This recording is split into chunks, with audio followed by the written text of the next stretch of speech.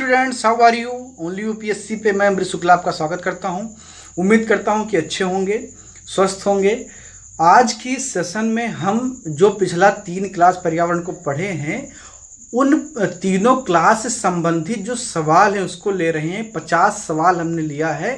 ये 50 सवाल हम करेंगे। और मैंने जो शुरुआत में आपको बताया था कि जो भी आपका पढ़ाई के दौरान छूट जाएगा उसको क्वेश्चन के माध्यम से कवर कर लिया जाएगा। तो आइए शुरू करते हैं। 50 सवाल हम आज की इस क्लास में हल करेंगे, वो भी पर्यावरण के जो आपने पढ़ रखा है। एक भी सवाल बाहर का नहीं है। तो आइए शुरू करते हैं। नमस्कार व्यूअर्स, उम्मीद करता हूँ कि अच्छे होंगे और अपना काम कर रहे होंगे, पढ़ाई कर रहे होंगे। ठीक है, तो हमने पर्यावरण की 3 क्लासेस पढ़ ली हैं। ठीक है, हमने 3 क्लासेस पर्यावरण की पढ़ ली हैं। और इस क्लास में हम करेंगे क्या कि वो जो 3 क्लास हमने पढ़ी हैं उनसे संबंधित जो सवाल हैं उनको हम कर लेंगे। तो यहाँ पर संभवतः हम कोशिश कर रहे हैं कि 50 सवाल ले लें। अगर ज़्यादा वीडियो लंबा नहीं हुआ तो 50 सवाल हम कर लेंगे। तो आइए जल्दी जल्दी 50 सवाल देख लेते हैं। ये सारे सवाल उसी 3 क्लास पर बेस्ड हैं जो अभी तक आपने पढ़ा है। ये बहुत महत्वपूर्ण है। किन किन परीक्षाओं के लिए? यूपी पीसीएस के लिए बहुत महत्वपूर्ण है, जिसका नोटिफिकेशन आ गया है और फॉर्म अभी भरा जा रहा है। साथ ही साथ ये बीओ की परीक्षा के लिए बहुत महत्वपूर्ण है। बीओ की परीक्षा के लिए भी ये बहुत महत्वपूर्ण है। उसके साथ ही साथ ये जो लोग इसके साथ में टेट या सीटेट की तैयारी कर रहे हैं उनके लिए भी ये बहुत महत्वपूर्ण है। तो ये जो है अपने आप में एक सार्वभौमिकता समेटे हुई है, क्योंकि आप जानते हैं कि पर्यावरण विषय अपने आप में जो है एक सार्वभौमिक है और वो हर परीक्षा में इसीलिए पूछा भी जाता है। तो आइए सवालों पर चलते हैं। तो पहला सवाल देखते हैं कि पहला सवाल क्या है। पहले सवाल में जैसे कि आप देख रहे हैं कि विश्व पर्यावरण दिवस कब मनाया जाता है। बहुत ही इजी सवाल है, इसमें बहुत ज़्यादा टाइम लेना नहीं है। इसका जवाब क्या है? 5 जून है। दूसरा सवाल है, अपशिष्ट उत्पादों को खाने वाले जीवों को कहा जाता है। अपशिष्ट उत्पादों को खाने वाले जीवों को क्या कहा जाता है, ये आपको बताना है। बहुत ही इजी सवाल है, इसमें कुछ है नहीं। इसका उत्तर है मृतक भक्षी। ठीक है, अगला सवाल हम देखते हैं। निम्न में से कौन सा क्रम पारिस्थितिकी तंत्र में ऊर्जा प्रवाह के संबंध में सही है? ये आपको बताना है कि निम्नलिखित में से जो क्रम दिया हुआ है ये ऊर्जा प्रवाह के संबंध में सही क्रम है। जैसा कि आप जानते हैं कि ऊर्जा प्रवाह कहाँ से होता है? सबसे पहले जो निर्माण करता है, जो प्रोड्यूसर होता है, ठीक है, तो उत्पादक से उपभोक्ता की तरफ जाता है और सबसे लास्ट में अपघटन की क्रिया होती है। तो इसमें ऑप्शन ये सही है, पहले उत्पादक फिर उपभोक्ता फिर अपघटक। ठीक है, जैसा कि आप देख रहे हैं कि यूपी टेट 2018 में सवाल आया है। ठीक है, आगे देखते हैं अगला सवाल। निम्नलिखित में से कौन सा जैवमंडल का अजैविक घटक नहीं है? निम्नलिखित में से कौन सा जैवमंडल का अजैविक घटक नहीं है, मतलब कि जैविक घटक है। अगर अजैविक नहीं है तो क्या कहने का मतलब है कि ये जैविक घटक है। तो आपको बताना कि निम्न में से कौन सा जैविक घटक है। तो प्रोटीन आपका अजैविक है, मृदा भी अजैविक है, फास्फोरस भी अजैविक है, लेकिन फंगी यानी कि कवक जो है वो जैविक है। ठीक है, अगला सवाल देखते हैं। घास भूमि क्षेत्र के परितंत्र की खाद्य श्रृंखला में सबसे उच्च स्तर के उपभोक्ता होते हैं। ठीक है, तो सबसे उच्च स्तर का उपभोक्ता कौन होता है? बहुत ही अच्छा सवाल है, ये मैंने आपको पढ़ाया है, तो इसमें कोई मतलब एकदम टेंशन वाली कोई बात ही नहीं है। ठीक है, घास भूमि क्षेत्र में परितंत्र की खाद्य श्रृंखला में सबसे उच्च स्तर के उपभोक्ता कौन होते हैं? मांसाहारी होते हैं। हमेशा मांसाहारी सबसे उच्च स्तर के उपभोक्ता होते हैं। ठीक है, अगला सवाल देखते हैं। पारिस्थितिकी तंत्र में ऊर्जा का मुख्य स्रोत। पारिस्थितिकी तंत्र में ऊर्जा का मुख्य स्रोत क्या है? सूर्य का प्रकाश। निश्चित है, क्योंकि सूर्य के प्रकाश से ही जो है पादप भोजन अपना बनाते हैं और पादप ही उत्पादक हैं। उनके द्वारा ही जो बनाए गए भोजन हैं वो आगे उपभोक्ता लोग ग्रहण करते हैं। ठीक है, अगले सवाल पर चलते हैं। खाद्य श्रृंखला द्वारा घातक रसायनों की निरंतरता बढ़ती मात्रा कहलाती है। खाद्य श्रृंखला द्वारा घातक रसायनों की निरंतर बढ़ती मात्रा क्या कहलाती है? जैव सांद्रण कहलाती है। क्या कहलाती है? जैव सांद्रण कहलाती है। ठीक है, आगे बढ़ते हैं। परितंत्र शब्द का गठन किसने किया? परितंत्र शब्द का गठन किसने किया? आप देखिए यहाँ पर कंफ्यूज मत होइएगा। दो नाम है, एक हीकल का है और एक टेंसले का है, ठीक है। ये दोनों बहुत कंफ्यूज करते हैं, इसकी वजह है टेंसले ने क्या है कि परितंत्र की या पारिस्थितिकी तंत्र की अवधारणा को दिया है, और हीकल ने पारिस्थितिकी यानी कि इकोलॉजी शब्द को प्रतिपादित किया है। लेकिन यहाँ पर ये आपसे परितंत्र पूछ रहा है यानी कि पारिस्थितिकी तंत्र पूछ रहा है, तो इसका उत्तर क्या होगा, टेंसले होगा। ऑप्शन सी इसमें सही है, ठीक है। जब आप ध्यान से देखेंगे तो निश्चित तौर पर उत्तर कभी गलत नहीं होंगे। आप जल्दबाजी में कई बार चीज़ जानते हुए गलत कर देते हैं, वो आपको नहीं करना है, ठीक है। अगला सवाल देखते हैं, पर्यावरण के जैविक घटक में सम्मिलित है। पर्यावरण के जैविक घटक में क्या सम्मिलित है? अब आप देखिए विकल्प आपके पास है, भूमि, मिट्टी क्या जैविक है? नहीं। वायु जैविक है? नहीं, ना वायु जैविक है, ना आपका भूमि जैविक है, ना जल जैविक है, लेकिन पौधा जैविक है, ठीक है। तो ऑप्शन सी सही हो जाएगा, ठीक है। अगला सवाल देखते हैं, भू पारिस्थितिकीय तंत्र में ऊर्जा का महत्वपूर्ण स्रोत क्या है? सूर्य है। ऑब्वियस सी बात है, बहुत इजी सवाल है, ठीक है, तो इसमें कोई खास बात था नहीं। आगे देखते हैं, पर्यावरण संरक्षण अधिनियम किस वर्ष पारित हुआ? पर्यावरण संरक्षण अधिनियम किस वर्ष पारित हुआ? मैंने बहुत डिटेल में इसको बताया था कि ये कब पारित हुआ था, किसके टाइम में पारित हुआ था, जब भारत के प्रधानमंत्री कौन थे? राजीव गांधी जब देश के प्रधानमंत्री थे। अब सवाल यह है कि राजीव गांधी देश के प्रधानमंत्री कब से कब तक थे?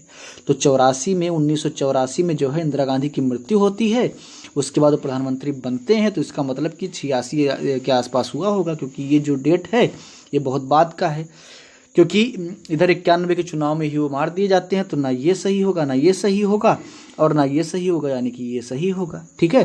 तो जो पर्यावरण संरक्षण अधिनियम है वो 1986 में आया था, ठीक है।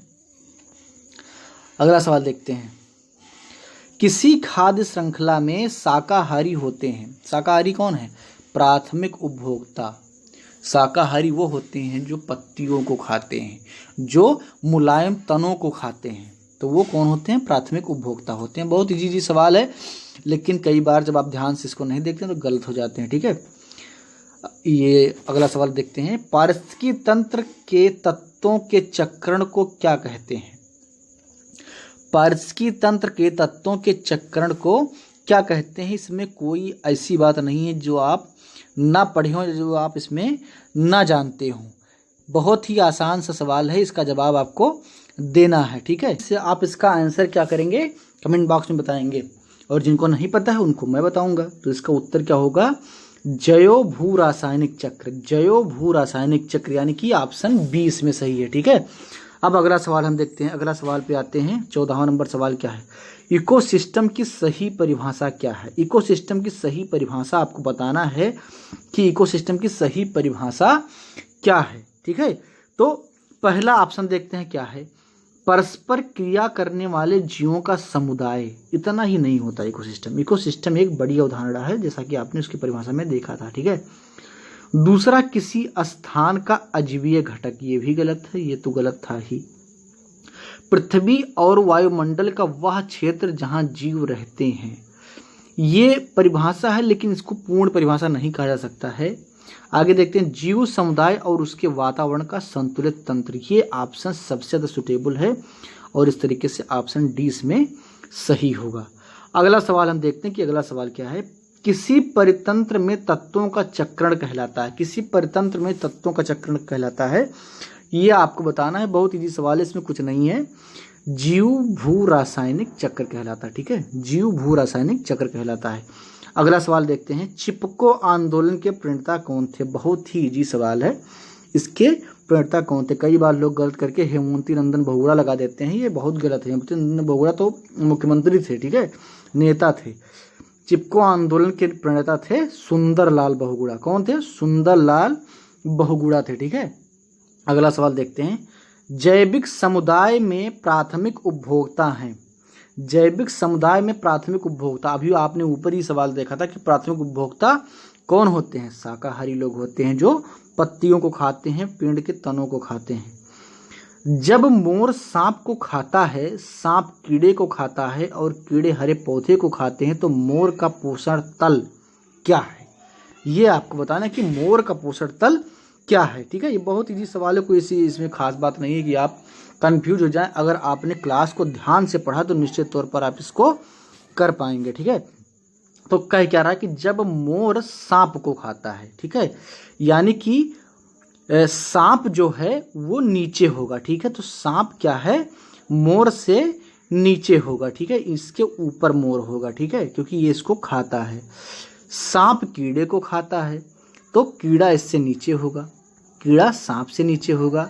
उसके बाद क्या कह रहा है कि कीड़े हरे पौधे को खाते तो हरा पौधा नीचे होगा। अब पूछ रहा है तो मोर का पोषण तल क्या है, तो आप देख लीजिए कि सबसे ऊपर कौन है, मोर है, तो खाद्य पिरामिड के शीर्ष पर होगा। बहुत इजी है, इसमें कोई मतलब कोई ऐसी बात है नहीं कि आप ना कर पाए, बहुत इजी होता है। बट जरूरी है कि आपने क्लास ध्यान से पढ़ा, उसके बाद में दिमाग लगा के क्वेश्चन आप हल करें, ठीक है। जो शाकाहारी जंतु भोजन के लिए हरे पेड़ पौधों पर निर्भर रहते हैं उनको क्या कहते हैं, बहुत इजी सवाल है। जो शाकाहारी जंतु भोजन के लिए हरे पेड़ पौधे पर निर्भर रहते हैं वो कौन है, वो भैया जो हरा पौधा को अपना भोजन बनाए, जो पेड़ के तनों को खाए। बहुत ही इजी, इसमें क्या है, कितनी बार सवाल आ चुका है, ठीक है। तो इसका उत्तर क्या होगा, प्रथम चरण का उपभोक्ता, ठीक है। अब अगला सवाल देखते हैं। जो शाकाहारी जंतु भोजन के लिए हरे पेड़ पौधों पर निर्भर है, सेम क्वेश्चन रिपीट हुआ है 2 बार, ठीक है। तो ये जो है ये इसमें यही होगा, प्रथम चरण का उपभोक्ता। अगला सवाल देखते हैं। निम्नलिखित में से कौन सर्वाधिक उत्पादक पारिस्थितिकी तंत्र है, सबसे ज्यादा उत्पादक इकोसिस्टम कौन सा है, ये आपको बताना है। ये सवाल थोड़ा सा जो है एक लेवल ऊपर है, जिसको आप आगे पढ़ेंगे, लेकिन इसका उत्तर मैं आपको यहीं पर बता दे रहा हूँ। ये बहुत ही आसान सवाल है, इसमें कुछ नहीं रखा है, ठीक है। तो इसका उत्तर होगा उष्णकटिबंधीय वर्षावन। उष्ण जैसे जैसे आप विषुवत रेखा के करीब जाएंगे आपको जैव विविधता और पारिस्थितिकी तंत्र में जो है आपको बढ़ोतरी मिलती जाएगी, ठीक है। आगे देखते हैं अगला सवाल। खाद्य श्रृंखला के परस्पर समूह को कहा जाता है, खाद्य श्रृंखला के समूह को खाद्य संजाल कहा जाता है, यानी कि खाद्य जाल, फूड वेब कहा जाता है। फूड वेब में बहुत सारी खाद्य श्रृंखलाएं होती हैं, मैंने आपको चिल्ला करके पढ़ाया था, ठीक है। अगला सवाल देखते हैं। जैविक पर्यावरण में शामिल है, जैविक पर्यावरण में क्या क्या शामिल है, देखिए उत्पादक जैविक होते हैं पेड़ पौधे, उपभोक्ता जो उस पर निर्भर तो वो भी जैविक होते हैं, अपघटक भी जैविक होते हैं इनके, यानी कि इसका मतलब क्या है कि उपरोक्त सभी सही होगा इसमें। आगे देखते हैं अगला सवाल है, इंटरेस्टिंग सवाल है। एक अध्यापक मेधा पाटेकर व अमृता देवी बिश्नोई की योगदान पर बोल रहा है, क्यों बोल रहा है। पर्यावरण संरक्षण वाला क्लास जिसने किया होगा लास्ट वाला, वो ये सवाल आसानी से कर पाएगा। अब ऑप्शन देखते हैं। दोनों का संबंध जल संरक्षण से है, ये बात बिल्कुल गलत है, क्योंकि मेधा पाटेकर का संबंध तो जल संरक्षण से है, लेकिन अमृता देवी बिश्नोई का संबंध पेड़ के संरक्षण से, और किस पेड़ के, खेजड़ी के पेड़ से, ठीक है। अगला सवाल अगला विकल्प देखते हैं। दोनों महिला सशक्तिकरण आंदोलन से संबंध रखती है, नहीं, ये भी गलत है। दोनों के आंदोलन पर्यावरणीय मुद्दों पर हैं, ये बात सही है, क्योंकि दोनों, चाहे वो पेड़ को बचाना हो या जल संरक्षण की बात हो, दोनों पर्यावरणीय मुद्दे हैं, ठीक है। तो ऑप्शन सी इसमें सही होगा, ऑप्शन डी पर जाने की कोई जरूरत नहीं। हालांकि आप चाहें तो देख लें कि ये गलत है, क्योंकि चिपको आंदोलन से न तो मेधा पाटेकर जुड़ी थी और न अमृता देवी बिश्नोई जुड़ी थी, ठीक है। आगे देखते हैं। वन्य प्राणी सप्ताह प्रतिवर्ष मनाया जाता है, वन्य प्राणी सप्ताह प्रतिवर्ष मनाया जाता है। बहुत ही इजी सवाल है, इसमें कुछ है ही नहीं। मैंने आखिरी में जब आपको कुछ महत्वपूर्ण सप्ताह बताया था तो उसमें ये चीज़ बताई थी कि अक्टूबर के प्रथम सप्ताह में क्या है, वन्य प्राणी सप्ताह के रूप में से मनाया जाता है, ठीक है। अगला सवाल देखते हैं। सन 1992 में पर्यावरण सुरक्षा से संबंधित प्रथम पृथ्वी सम्मेलन का किस शहर में आयोजन हुआ था, ये सवाल पूछा गया है। बहुत इजी सवाल है, इसमें कुछ है ही नहीं। ये आपका होगा रियो डी जेनेरियो। ये कहाँ पर है, ब्राजील में। रियो डी जेनेरियो कहाँ है, ब्राजील में है, ठीक है। ये आपका ब्राजील में है, ठीक है। अगला सवाल देखते हैं। यदि एक मेढक एक टिड्डे को खाता है, ठीक है, तो ऊर्जा का स्थानांतरण होगा, यानी कि मेढा किसको खा रहा है, मेढक किसको खा रहा है, हमारे अवधि में उसको मेघा बोलते हैं, ठीक है। तो मेढक किसको खा रहा है? टिड्डे को खा रहा है। तो ये आपसे सवाल पूछ रहा है, तो ऊर्जा का स्थानांतरण होगा अब किस से किसके तरफ होगा? टिड्डा क्या है? टिड्डा शाकाहारी है, वो क्या खाता है? घास को खाता है। और तो घास सबसे नीचे होगा, उसके बाद में टिड्डा होगा, और टिड्डा के बाद में क्या होगा? मेढक होगा। ठीक है, टिड्डा के बाद में मेढक होगा। तो आपसे पूछ रहा है कि तो ऊर्जा का स्थानांतरण होगा उत्पादक से अपघटक को। इसमें कोई अपघटक है? नहीं। उत्पादक से प्राथमिक उपभोक्ता को? नहीं। प्राथमिक उपभोक्ता से द्वितीयक उपभोक्ता को हो रहा है, क्योंकि टिड्डा क्या है? प्राथमिक उपभोक्ता है, और यहाँ से मेढक को जा रहा है। तो ये ऑप्शन इसमें जो है सी ऑप्शन इसमें सही हो जाएगा। बहुत इजी सवाल, इसमें बस थोड़ा सा दिमाग लगाना होता है। ठीक है, अगला सवाल देखते हैं। निम्नलिखित में से अगला सवाल देखते हैं कि अगले सवाल में क्या है। 28 नंबर सवाल क्या है कि निम्न में से पृथ्वी पर कौन सा पारिस्थितिकी तंत्र सबसे बड़ा है? सवाल आपसे पूछ रहा है कि कौन सा पारिस्थितिकी तंत्र सबसे बड़ा है। बहुत ही इजी सवाल है, रेगिस्तान तो हो नहीं सकता है। 3 ऑप्शन आपके पास बचे, वन है, कृषि भूमि है और समुद्र। इसमें आपको बताना है। ठीक है, तो समुद्र जो है वो सबसे बड़ा होगा इन तीनों में, तो इसमें ऑप्शन बी आपका सही हो जाएगा। ठीक है, अगला सवाल देखते हैं। पर्यावरण को बचाने के लिए चिपको आंदोलन से कौन सा राज्य जुड़ा है? ये इंटरेस्टिंग सवाल है, लेकिन इंटरेस्टिंग ये इसलिए नहीं है क्योंकि ये सवाल जब आया है तो ये 2013 के परीक्षा में आया। अगर ये सवाल 1992 में किसी परीक्षा में पूछा गया होता तो इसका उत्तर होता उत्तर प्रदेश, या 1999 में अगर पूछा गया होता तो इसका उत्तर होता उत्तर प्रदेश। लेकिन अगर ये सवाल अब आपसे पूछा जा रहा है तो इसका उत्तर होगा उत्तराखंड, क्योंकि ये उत्तराखंड में स्थित है। ठीक है, उत्तराखंड अविभाजित उत्तर प्रदेश का ही एक टुकड़ा है जो उससे कटकर अलग हुआ है। ठीक है, अगला सवाल देखते हैं। 30 नंबर सवाल हम देखते हैं कि 30 नंबर सवाल में क्या है।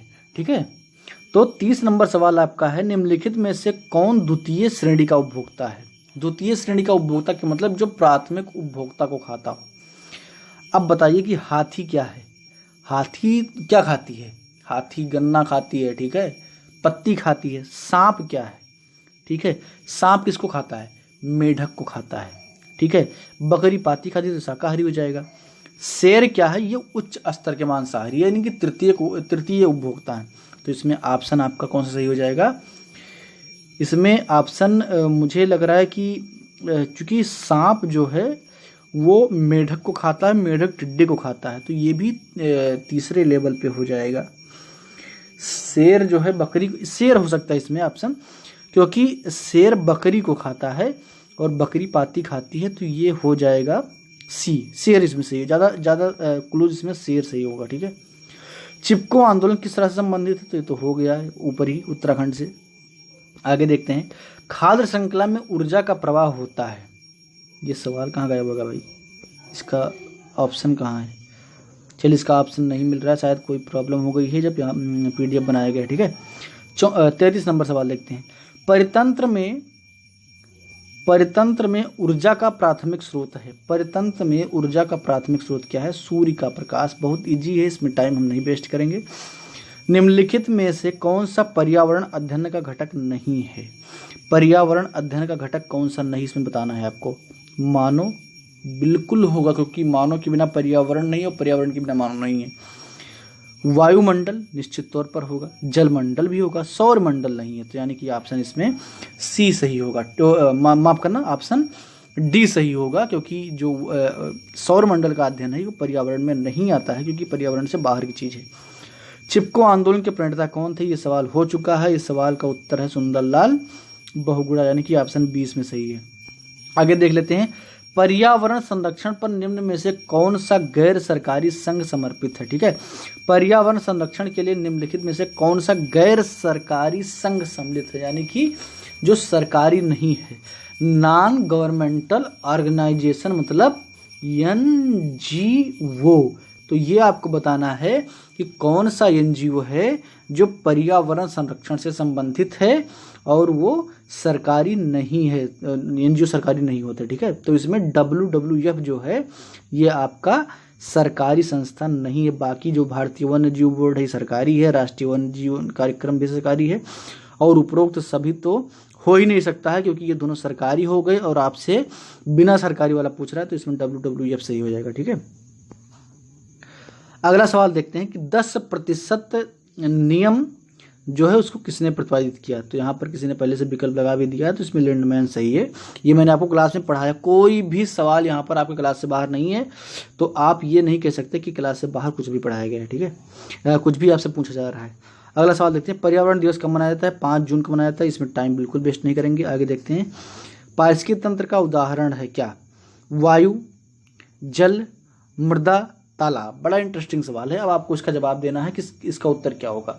अब आप सोचिए कि केवल वायु से कुछ भी नहीं हो सकता है, ठीक है, लेकिन केवल जल से भी कुछ नहीं होगा, केवल मृदा से कुछ नहीं होगा। तालाब क्या एक ऐसी जगह है जहाँ पर पानी भी होता है, वायु भी होता है, मृदा भी होता है, यानी कि यहाँ पर जीवन संभव होता है, ठीक है। तो तालाब इसमें ऑप्शन बी सही हो जाएगा, ठीक है।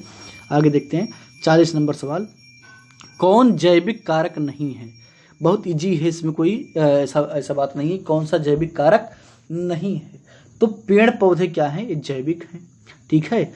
जंतु भी जैविक हैं, सूक्ष्म जीव भी जैविक हैं, प्रस्तर जैविक नहीं होगा, ठीक है। तो इसमें ऑप्शन डी सही हो जाएगा।